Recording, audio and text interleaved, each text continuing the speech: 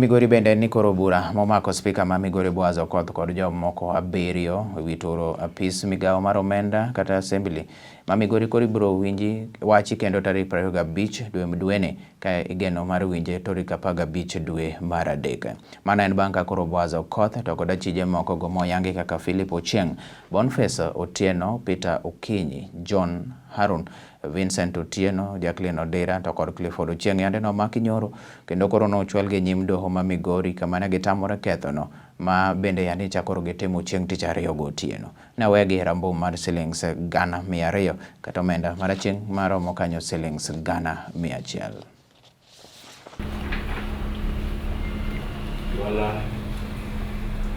The people were just charged with 1 count and an alternative charge. They are not two charges. Another case number 1 is already out on police, cash bail of 30,000. And one not able to raise it yesterday. I do pray that you do also grant and increase cash bail of 1 times.